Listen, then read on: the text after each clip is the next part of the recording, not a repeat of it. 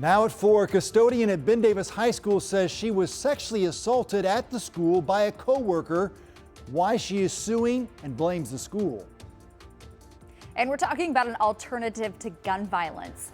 I'm Jenna Webster. Coming up, I'll tell you about a camp in Indy with the hopes of keeping our kids safe this summer. As expected, lots of sunshine today, but a warm up on the way and some storm chances in the 7-day. I'll have a look ahead. Plus this, 6 acres of family fun expecting to open in just a few days. The one-of-a-kind attractions coming to the north side. Good afternoon. Great to have you with us here on 13 News at 4 today. I'm Dustin Grove. And I'm Anne-Marie. I'm in for Felicia as the day off. Thanks for joining us today. We do start today at 4 with a troubling trend. It's about youth crime. Right now, it's ticking up in Indianapolis. Violent crime. Take a look at the numbers here. IMPD Chief Tanya Terry says in the first quarter of the year, the percentage of juvenile homicide victims jumped nearly 4% from that time last year. And in 2025, there were 14 homicide victims under the age of 18. Think about that. 14 kids were killed. This is something law enforcement, community leaders, and families are all working together to try and solve, especially now during the summer when kids aren't in school. Yeah, they don't have that structure. That's right. Our Jenna Webster joins us now with a look at one of the ways they're working to keep kids safe, and they're heading to camp, Jenna. Yeah, talk about structure. This camp is all about discipline. This is going to be the 33rd year for Young Men Inc.'s Summer Empowerment Camp. It's a great program. This year, they've got 65 young men ages 8 to 17. The camp is going to help teach the boys discipline and empowerment and success as an alternative to gun violence. It does come on the heels of 2 deadly shootings involving teens in just the last 2 weeks. Today's message from Mayor Joe Hogsett, he was the guest speaker, focused on leadership and why social media is part of the gun violence problem. Because we have the responsibility to make sure that we are doing good, and so do our families. That's what responsibility is to me. Now that was a young 13-year-old man. He was very well spoken when I talked to him, but another one of the young men, an 11-year-old, his question to the mayor was asking about his reaction to young men dying in our city. It really took me back hearing this 11-year-old ask this question.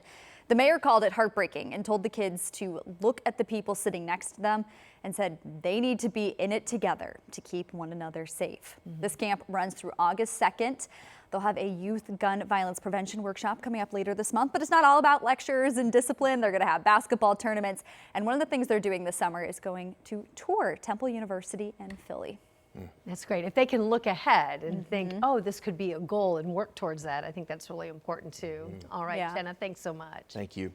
Community leaders are hoping to revitalize part of the east side with a new name and a new look. They are now calling this portion right here, this is East 38th Street, the Maple Road Arts and Innovation Cultural District. The city supports the changes. The group of pastors and community advocates say it's going to help bring people together. They're hoping to use art from kids and adults in the community to use along a trail to hopefully increase walkability in that area. The leaders behind the project say the East 38th Street community is all the way behind it. And so, reaching the residents in the community, then we hope to encourage the residents to utilize the trail, be aware of the opportunities that the trail is going to provide, but more importantly, just simply make the trail alive and a part of the community. June 12th, there will be an information session on the art contest. It'll be at the Marion County Health Department at 6 o'clock. And now to Logansport, where a 12-year-old boy is in critical condition after being shot in the head. It happened around 2:30 this morning along East Broadway and 14th Street in Logansport.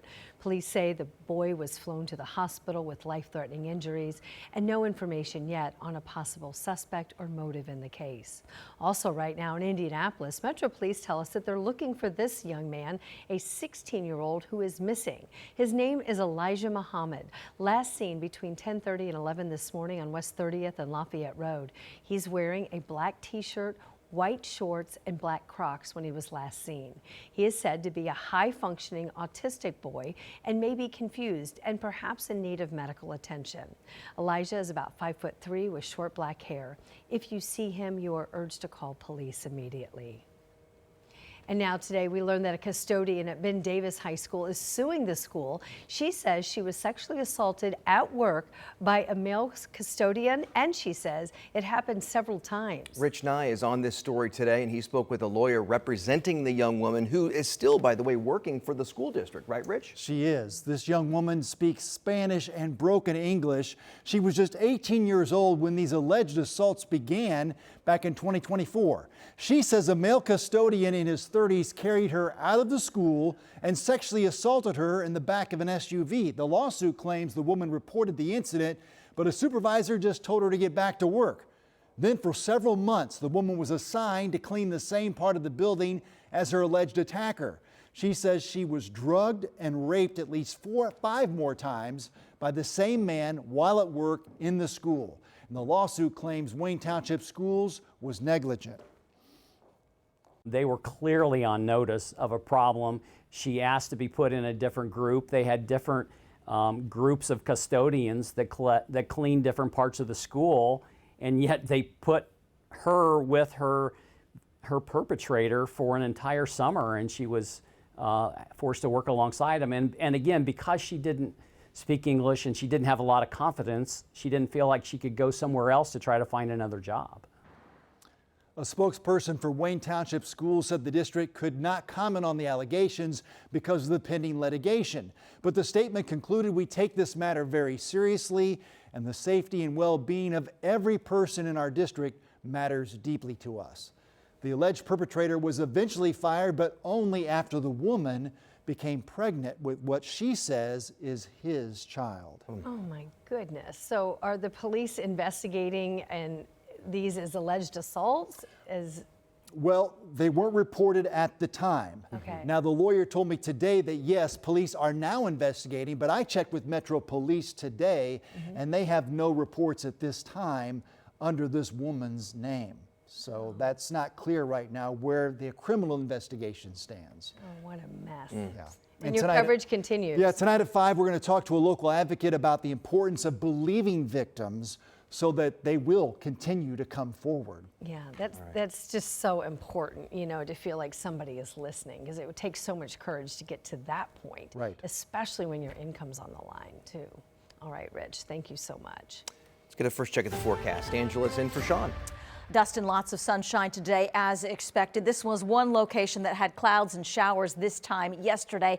Now lots of sunshine in Connorsville. Looks great over Bloomington as well. Temperatures running in the 70s for most of us. There's a clear view over Hamilton County. At the airport, we have 76 degrees. In Lafayette, just a couple warmer at 78. 76 Crawfordsville, near 80 in Bloomington at 79, and Richmond coming in at 73. It's been a little bit breezy today, but that's a comfortable wind out of the northeast for most of us. We've had some gusts up over 20 miles per hour. It'll stay breezy through this evening. Temperatures will stay in the middle and upper 70s. Once the sun goes down, those numbers are going to drop pretty quickly under the clear skies and the dry atmosphere we have in place. That will mean 50s again early tomorrow morning, 74 at noon tomorrow, and will be close to 80 for a high. We're calling for 80 for a high temperature and a warmer Wednesday. And then as we look ahead, we've got several days in the 80s, a week's worth. But as we start to get warmer and more humid, those storm chances do return. I'll have that look ahead in just a few minutes.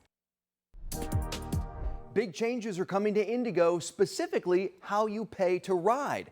The transit agency is rolling out a new fare system. It's called MyKey Plus. So instead of relying only on a fare card, you can buy rides using a mobile app and simply scan a QR code when you board. You can also manage your account online to check your balance, reload, and look at your trip history or where your kids are going if they're on your account. You can do it all on one app. But for current riders, the biggest story here is the transition timeline. So here's what you need to know.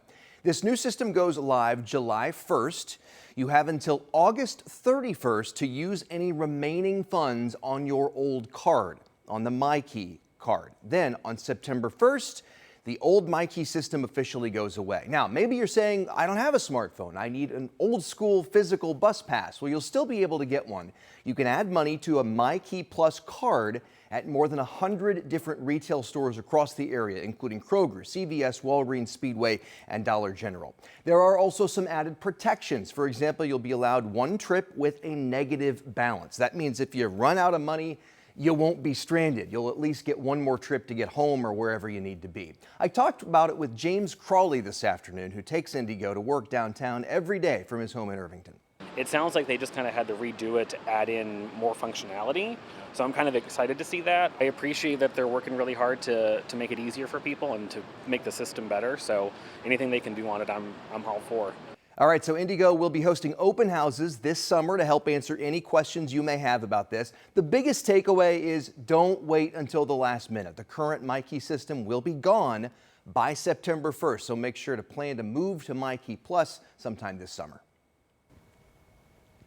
Skylake Adventures counting down, now just days away from its official grand opening. Developers say it's the first and largest adventure park of its kind. Our cameras were there for what was called the soft opening today. So this park is in Sheridan, it's west of US 31, and it's north of Chatham Hills. Water looks good there. Opening weekend begins Thursday. There are 6 acres of family fun, including 10 slides and a floating obstacle course. That's what you just saw there a couple of seconds ago. That's for kids and adults. The price is $50, $55 that is, for an adult all-day pass, $50 for kids.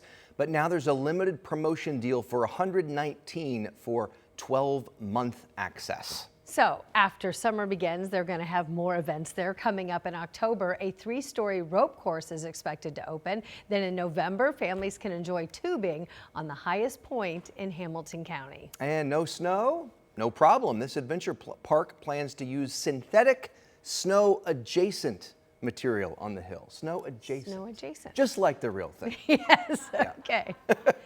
Okay, so our news continues today and coming up. A big question. Are talks to end the conflict in Iran, are those talks on or are they off? We have the recent attack blurring the diplomatic line. There's some confusion about that. We'll break it down still ahead. Plus a citywide protest prompting a citywide curfew. The concerns over an immigration center in Newark, New Jersey that's now drawing national attention. Angela? Dustin, sunny and warm afternoons, but cool nights. We're back into the 50s tonight, but I'm talking more about a warm up in the 7-day.